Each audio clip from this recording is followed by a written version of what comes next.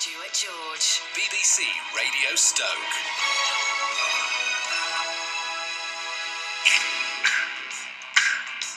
Hello, if you just turned on.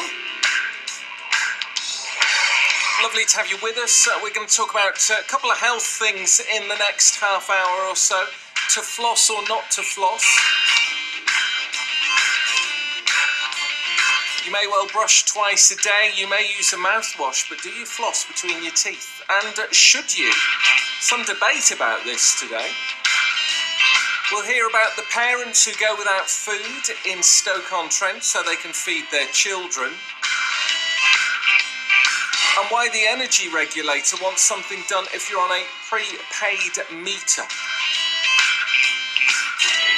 All that plus one of the finest songs from one of the biggest selling albums of all time in the next 10 minutes. First though, flossing, do you bother? Well, you might have been wasting your time. Leading British dentist Professor Damien Walmsley says evidence that flossing prevents gum disease is only weak. So why bother? Richard Howarth is from Smile Style Dental Care Centre in Stafford. Richard, good evening. Good evening. Did you floss this morning?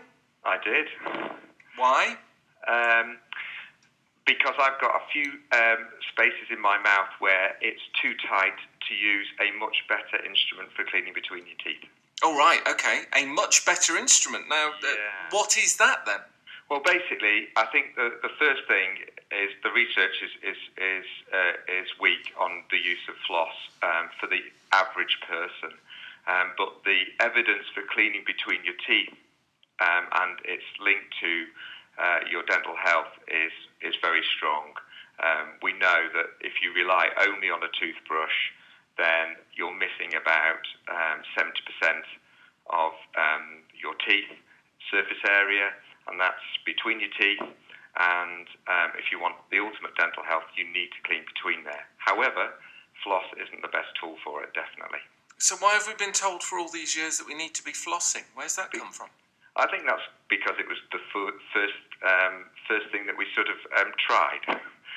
We've tried floss as a way of cleaning between our teeth, and with all of these things, you've got to study it for quite a long time to see whether it's actually working or not. In the interim, we started to develop little tiny, what I would call little tiny bottle brushes. They're very small and they're much better for cleaning between your teeth than floss. And I have to say, within Smile Style, the majority of our patients use these little tiny brushes and less of them use floss. Are these the ones, sorry to interrupt, are these the ones I've seen in the supermarket? They're called interdental brushes or something? That's exactly right. There's a few different manufacturers out there, but they've now got to level where there's different sizes, so there's pretty much no space they can't get into between your teeth.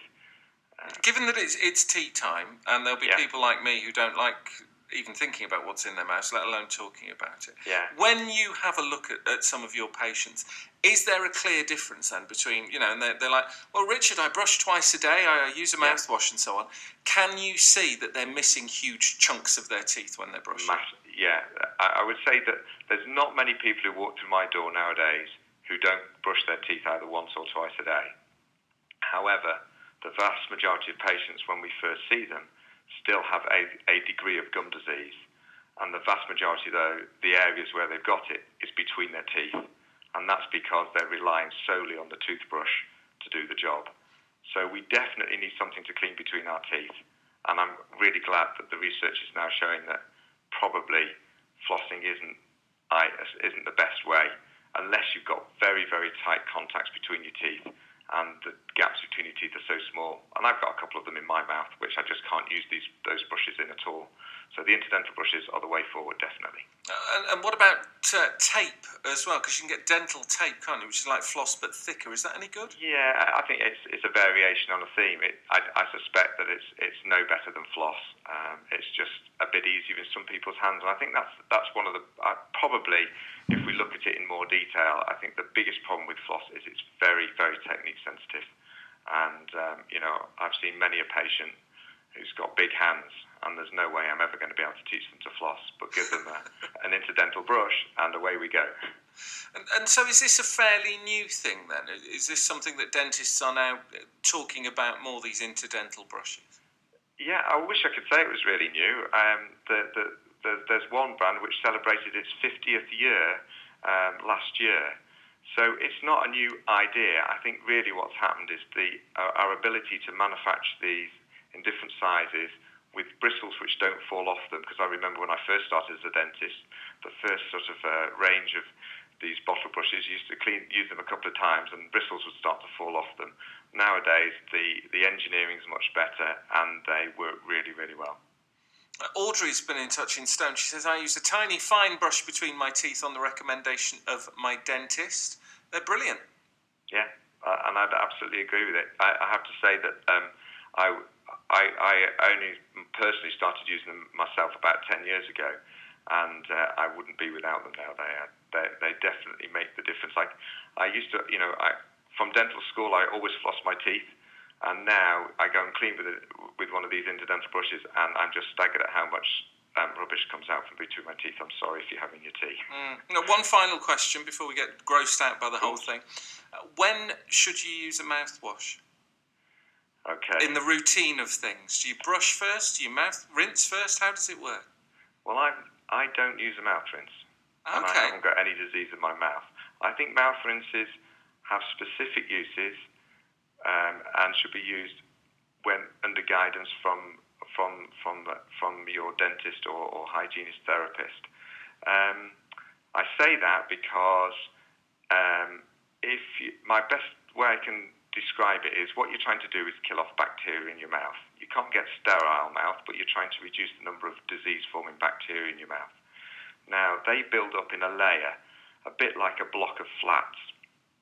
And as that block of flats gets taller, it's the bugs down at the bottom, down by your gum and your tooth, which cause the disease. Now, if you use a mouth rinse, what you're actually doing is pouring the chemicals in on the top floor of the flats. Will all of that get down to the bugs in the ground level, in the basement? Probably not.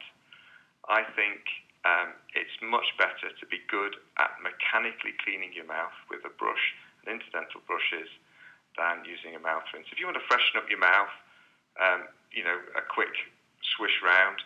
If you need to put extra fluoride on your teeth, great. If you've just had an operation in your mouth and you need to use an antibacterial mouth rinse, great. But I don't use mine on a day-to-day basis. It's a very infrequent thing I do, mouth rinsing. Fascinating. Richard, thanks very much for talking to us this evening.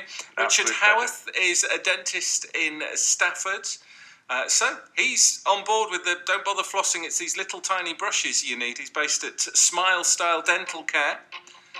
I just think it's really interesting, the whole thing.